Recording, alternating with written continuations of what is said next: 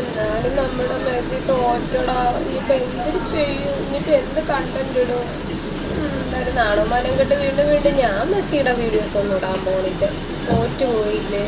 തോറ്റിട്ട് ഇനി ഇട്ടിട്ട് എന്താ കാര്യം?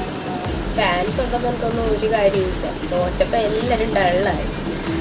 എന്നൊക്കെ പറഞ്ഞ് ഇത്രയും നേരം എണീക്കാതെ കുറച്ചിലായിരുന്നു. തലയൊന്ന് പോങ്ങണ്ടേ? എന്ത് ചെയ്യും? അപ്പം ഇങ്ങനെ വിചാരിക്കുന്ന, ഇങ്ങനെ നെഞ്ചത്തടിച്ച് കരഞ്ഞു എന്ന് വിചാരിക്കുന്ന ചില ഊളകളുണ്ട്. അപ്പം അവരോടാണ് കേട്ടോ ഇന്നത്തെ എൻ്റെ മറുപടി. അപ്പം രാവിലെ തൊട്ട് ഞാൻ കുറച്ച് തിരക്കിലായിരുന്നു. കാരണം നമ്മുടെ ഷോർട്ട് ഫിലിമിൻ്റെ ഒരു സാരി മേടിക്കണമായിരുന്നു. അതിന് വേണ്ടിയിട്ട് ഞാൻ സിറ്റി വരെ പോയിട്ടുണ്ടായിരുന്നു. പോയിട്ട് വന്നപ്പം കുറച്ച് ലേറ്റായി. പിന്നെ ഞാൻ ഇന്നലത്തെ കളി മൊത്തം കണ്ടിട്ടാണ് കിടന്നുറങ്ങിയത്. അപ്പോൾ നല്ലപോലെ താമസിച്ചല്ലോ. കാരണം കളി തന്നെ തീരാൻ ഒരുപാട് ടൈം എടുത്തില്ലേ. അപ്പം ഒരു 3 മണി വരെയൊക്കെ കണ്ട് ഒരു 3-4 വരെയൊക്കെ ഇരുന്നു. അതിനുശേഷം ഞാൻ എനിക്ക് സത്യം പറഞ്ഞാൽ കണ്ണടഞ്ഞിട്ട് പോയ ജലദോഷം കൂടി ഉള്ള കാരണം ഞാൻ കിടന്ന് ഉറങ്ങി. അപ്പോൾ ചില എൻ്റെ ലൈവ് ഇന്നലെ കാണാത്ത കുറേ ഊളകളുണ്ട്. അവരായിരിക്കും ചിലപ്പോൾ കണ്ടിട്ട് ഇങ്ങനെ വന്നൊക്കെ ഒരുപാട് ഡയലോഗ്സ് ഒക്കെ അടിക്കുന്നത്. എനിക്ക് കുഴപ്പമില്ല, പക്ഷേ ഇതൊരു റിയാക്ഷൻ വീഡിയോ ആയിട്ട് കാണണം. എനിക്ക് ഇൻട്രോയ്ക്കൊന്നും വലിയ ബുദ്ധിമുട്ടൊന്നും ആയിട്ട് ആവശ്യമില്ലായിട്ട്. അപ്പോൾ ഞാനിങ്ങനെ അപ്പോൾ ഗൈസ്, അപ്പോൾ ഞാൻ പറയാൻ വന്നതെന്ന് വെച്ചാൽ ഇന്നത്തെ അപ്പോൾ നമ്മുടെ മെസ്സി തോറ്റുപോയി എന്ന് കരുതി കരഞ്ഞിട്ടൊന്നും ഒരു കാര്യമില്ല. കരയുന്ന കുറേ ഊളകൾ കാണും. കാരണം അവർ കളിച്ചിട്ട് പോകും. അവരുടെ ഫൈനൽ അല്ലായിരുന്നോ? പക്ഷേ ഫൈനലിൽ കപ്പിടണമെന്ന് മാത്രമേ ഞാൻ ആഗ്രഹിച്ചുള്ളൂ. ഉള്ള കാര്യം പറയാമല്ലോ. അപ്പോൾ മെസ്സി ജയിച്ചതിന് തുല്യം തന്നെയാണ്. കാര്യം ഞാൻ പറയാം, ബാഴ്സലോണയുടെ കുട്ടികൾ തന്നെയായിരുന്നു. അതായത് മെസ്സിയുടെ അതേ അക്കാദമിയിലെ കുട്ടികൾ തന്നെയായിരുന്നു. സ്പെയിനിലെ ലാമിൻ യമാലും എല്ലാവരും. അതിലാര് ജയിച്ചാലും നല്ല ഹാപ്പിയാണ് ഞാൻ. കാരണം എനിക്ക് സങ്കടപ്പെടാനായിട്ട് അവിടെ ഒന്നുമില്ല. കാരണം മെസ്സി ജയിക്കുന്നത് പോലെ തന്നെയാണ് ലാമിൻ യമാൽ ജയിച്ചാലും. അപ്പോൾ അതുകൊണ്ട് എനിക്കൊരു സങ്കടവും ഇല്ല. പിന്നെ നമുക്ക് സന്തോഷിക്കണമെങ്കിൽ നമുക്ക് 2022 അതായത് 4 വർഷം പുറകോട്ടൊന്ന് ചിന്തിച്ചാൽ മതി. മെസ്സി കപ്പെടുത്ത് ഉയർത്തുന്നത് നമുക്ക് കാണണമെങ്കിൽ. അങ്ങനെ പോലും കണ്ട് ആശ്വസിക്കാൻ ഭാഗ്യമില്ലാത്ത പലരും ഇവിടെ ഉണ്ട്. അത് വേറെ കാര്യം.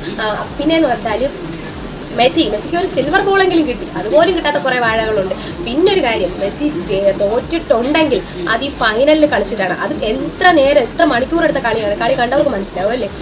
അതായത് സാധാരണ ഒരു കളി ഒരു 1.5 മണിക്കൂർ 2 മണിക്കൂറിനകത്ത് സ്പെസിഫിക് കഴിയുന്നതാണ്. ഒരു 3 മണിക്കൂറോളം അത് കളി നീണ്ടു നിന്നു. കാരണം എന്തുകൊണ്ടാണ്? അവർ തങ്ങളി അത്രത്തോളം, അതായത് ഒരാൾക്ക് വിട്ടു കൊടുക്കൂല എന്നുള്ള അത്രത്തോളം വാശിയേറിയ പോരാട്ടമായതുകൊണ്ട് മാത്രമാണ്.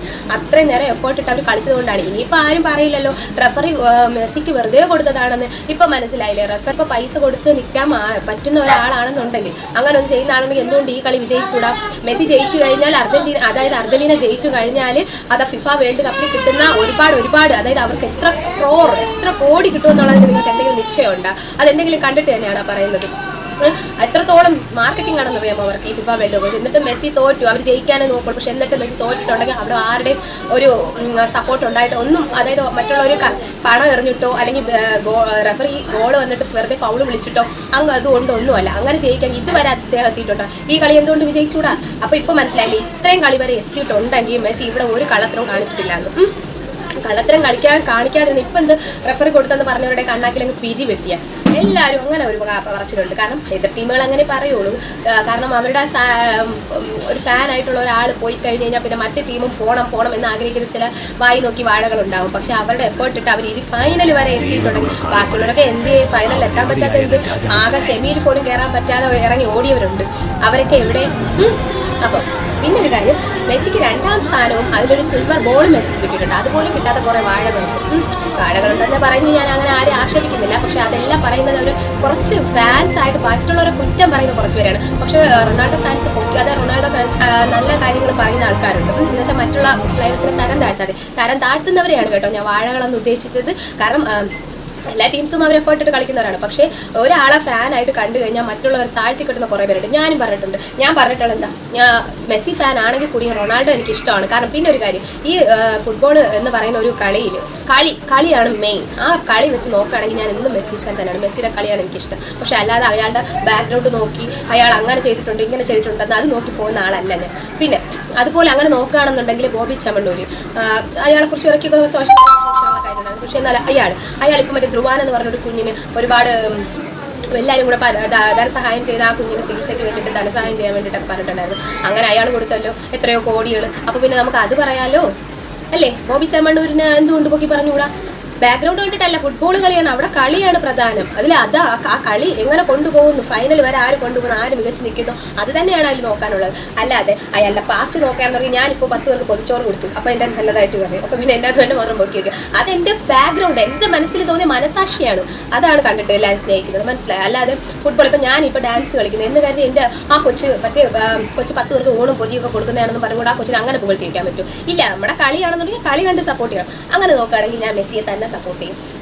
അതിന് എന്ത് പറഞ്ഞാലും ഇനിയിപ്പം മെസ്സി തോറ്റാലും ജയിച്ചാലും, ഞാൻ ഇന്നലെ ലൈവിൽ പറഞ്ഞിട്ടുണ്ടായിരുന്നു, മെസ്സി തോറ്റാലും ജയിച്ചാലും നമ്മൾ മാറാൻ പോണില്ല. നമുക്ക് എന്താണ് നേട്ടം? നമ്മളിങ്ങനെ അവരുടെ കളി കാണുന്നു, അതിൽ നമുക്കൊരു ഇഷ്ടപ്പെട്ട ഒരാൾ, നമ്മളിപ്പോൾ ജീവിതത്തിൽ നമ്മൾ എത്രയോ പേരെ സ്നേഹിക്കുന്നു, അവരൊക്കെ നമ്മൾ എന്ന് നമ്മുടെ കൂടെ ഉണ്ടോ? ഇല്ല. അയാളുടെ കളി കഴിഞ്ഞു, അയാൾ പോകുന്നു.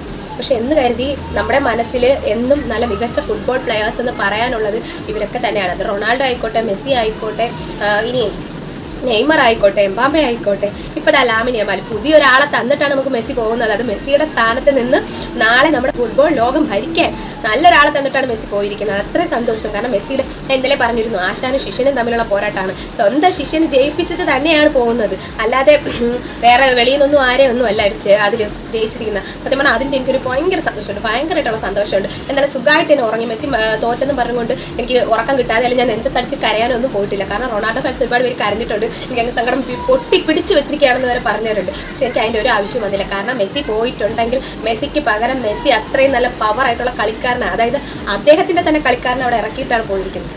അപ്പോൾ നാളത്തെ നമ്മുടെ ഇനി യുവതാരം ആരാ? സ്പെയിനിൽ ആരാ? Lamine Yamal.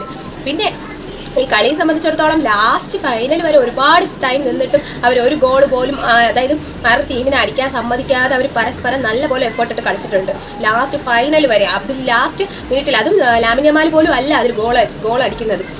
പേര് ഞാൻ മറന്നുപോയി, പേര് മറന്നു ഗൈസ്, സോറി, നിങ്ങളെ രോഗിച്ചെടുത്തത്. വേറൊരു പ്ലെയറാണ് അതിൽ ഗോൾ അടിക്കുന്നത്. ആ ഒരു ഗോൾഡൻ ബോൾ കിട്ടിയിരിക്കുന്നത്. അപ്പോൾ അത്രയും നല്ല രീതിക്ക് കളി, സത്യം പറയാലോ, ഫൈനലിൽ സെമി ഫൈനൽ വരെ നമ്മുടെ മെസ്സി എത്തിയില്ല, പകുതിക്ക് നിന്നിട്ടില്ല, പകുതിക്ക് തോറ്റ് കൊടുത്തിട്ടില്ല. എത്ര ടീമിനോട് കളിച്ചിട്ട് അവരിപ്പോൾ ഈ സെമി ഫൈനൽ കഴിഞ്ഞ് ഫൈനലിലേക്ക് വന്നത്. അതപ്പോൾ ഒന്ന് ആലോചിച്ച് നോക്കിയാൽ പോരെ മെസ്സിയുടെ പവർ എന്താണെന്ന് കാണാൻ. അപ്പോൾ ഫാൻസ് മൊത്തം പകുതി മുക്കാൽ ഫുട്ബോളിനെ കണ്ടുവരുന്ന ഫാൻസാണ് മറ്റുള്ളവർക്കുള്ളതെന്ന് എനിക്ക് തോന്നിയിട്ടില്ല. കാരണം അതായത് സ്വന്തം ബാക്ക്ഗ്രൗണ്ട് കണ്ടിട്ട്, സത്യമായിട്ട് ഞാൻ പറയും, ബാക്ക്ഗ്രൗണ്ട് കണ്ടിട്ട് തന്നെയാണ് പകുതി മുക്കാൽ. അത് കഴിഞ്ഞ ഉടനെ റൊണാൾഡോ ഫാൻസായി കാണിച്ച പോക്കൃതരം കണ്ടില്ല.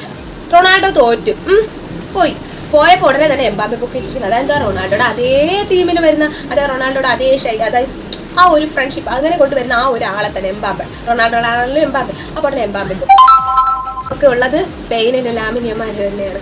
അപ്പോൾ അതുകൊണ്ട് ബൈ സീ യു. പിന്നെ കുറച്ച് തിരക്കിലായതുകൊണ്ടാണ് കേട്ടോ വീഡിയോസിലാം ലേറ്റ് ആയത്. പിന്നെ അടുത്തുള്ള വീഡിയോസൊക്കെ ആയിട്ട് നിങ്ങൾ വരുന്നതായിരിക്കും, ഷോർട്ട് ഫിലിമിൻ്റെ വീഡിയോസൊക്കെ ആയിട്ട്. അപ്പോൾ ഇനി നമ്മുടെ ഫുട്ബോൾ ആരവങ്ങളൊക്കെ കഴിഞ്ഞിട്ടുണ്ട്. അപ്പോൾ എന്നാലും കുറേ വാരങ്ങളൊക്കെ ചിലപ്പോൾ അതൊക്കെ തന്നെ ഇട്ട് ജയിക്കുമായിരിക്കും. എന്തോ ആയിക്കോട്ടെ പോട്ടെ, നമുക്ക് ജീവിച്ച് പോകേണ്ട അവർക്കൊക്കെ, എന്തോ ആയിക്കോട്ടെ പോട്ടെ. അപ്പം നമുക്ക് ഇനി അടുത്ത വീഡിയോ ആയിട്ട് കാണാം. അപ്പോൾ അതുവരേക്കും bye see you. Thank you so much.